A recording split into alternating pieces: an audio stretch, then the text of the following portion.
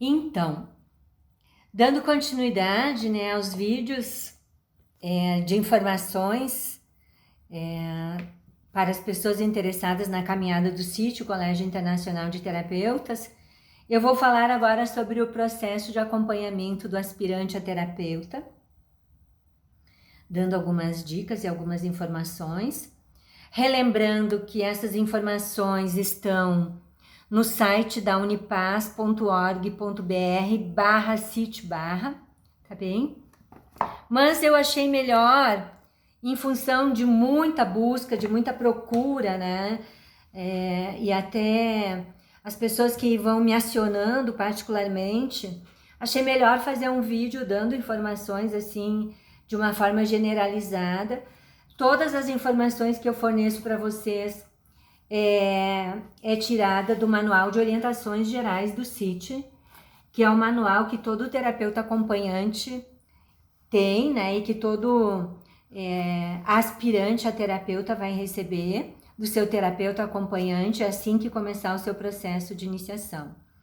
Então eu quero também informar que se você tem interesse em fazer essa caminhada do CIT, se você é um terapeuta da área clínica ou da área social ou da área ambiental, antes de tudo você precisa conhecer, escolher o seu terapeuta acompanhante e se inscrever como aspirante no site da unipaz.org.br/CIT/. Aqui nesse link você tem as informações e é necessário fazer essa inscrição a aspirante. E aí quando você se inscrever, porque você já está com o seu terapeuta acompanhante, você também vai entrar num grupo de WhatsApp dos terapeutas aspirantes e vai receber diariamente informações sobre reuniões do CIT, sobre palestras, sobre cursos, sobre, enfim, toda essa trajetória, né, do Colégio Internacional de Terapeutas.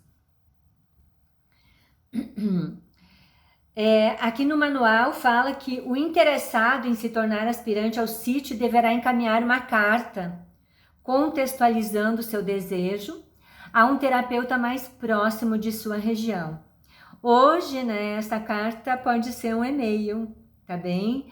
Ou pode ser uma mensagem formalizada no WhatsApp, mas o e-mail sempre é mais formalizado, né? Então, é bom passar um e-mail para o terapeuta acompanhante. Se você está tendo essa formação, essa informação, esse desejo de fazer parte do CIT, é porque de alguma forma você já escutou, alguém já lhe falou sobre isso, né? Eu sei que na formação de transpessoal da Unipaz e talvez até da Alubrat seja falado sobre o CIT, se explica um pouquinho, e em outros, na formação holística de base da Unipaz também, que é um dos pré-requisitos, né, para que você se torne um aspirante a terapeuta do CIT, é ter feito a formação holística de base ou pelo menos percorrido uma formação equivalente de longa duração, ou por seu notório saber, fazer e ser na abordagem transdisciplinar holística e que precisa ser reconhecida pela coordenação do CIT Brasil, tá bem?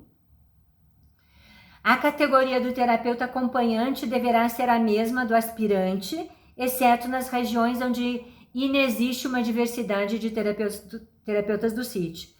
Então, assim, um terapeuta da área clínica, um aspirante da área clínica que deseja ser um terapeuta do CIT na área clínica precisa buscar um terapeuta acompanhante da área clínica. Se é um assistente social, se é um educador e quer entrar na área social, vai procurar então um terapeuta da área social. Ou se é da área ambiental, como um arquiteto, um engenheiro, uma pessoa que trabalha com essa parte ambiental, né? Então vai procurar um terapeuta nessa área, tá certo?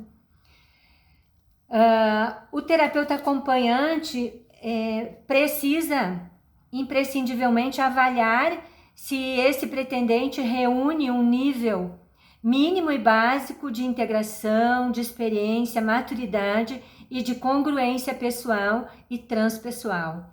Importa também evidenciar a existência de uma boa ressonância entre acompanhante e aspirante. Então, assim como quando a gente escolhe, né, o nosso terapeuta para fazer um processo de autoconhecimento, é importante que a gente tenha uma afinidade ao escolher o nosso terapeuta acompanhante do CIT também, porque é uma trajetória que começa, mas que não tem um tempo para terminar. É muito importante que a gente não tenha pressa, né, para fazer essa caminhada, mas que a gente possa construir a nossa anamnese em conjunto com o nosso terapeuta acompanhante, de forma que nos ajude nessa integração e nesse processo de evolução, digamos assim, de conexão com as dimensões do nosso ser e com a prática das 10 orientações maiores, sendo, antes de tudo, uma prática pessoal do terapeuta, né? Na ocasião da aceitação do aspirante, o terapeuta vai enviar os dados, daí coisa e tal, daí tem toda uma burocracia, assim, que é do terapeuta acompanhante, né? Esse manual do CIT vai ser entregue daí também ao aspirante, que tem algumas tarefas prioritárias no processo de acompanhamento do aspirante.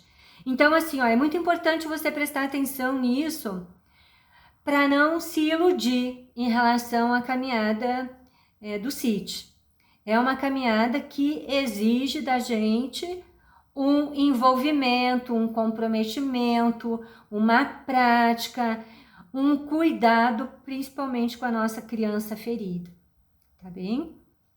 Então, assim, as tarefas prioritárias: o aprofundamento teórico e prático das 10 orientações maiores do CIT, que confirmam o ideal mínimo de um terapeuta. Eu vou fazer um outro vídeo em algum momento com as 10 orientações maiores.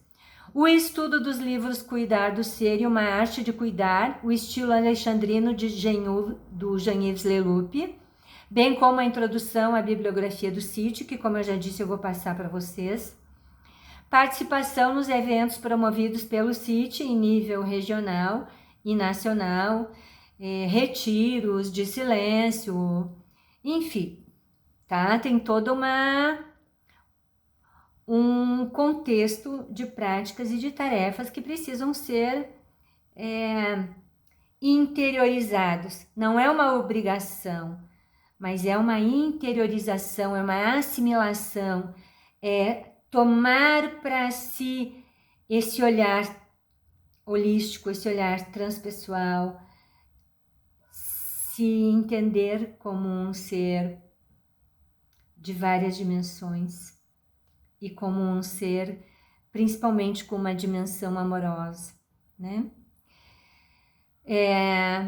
O acompanhamento do aspirante deve ser presencial.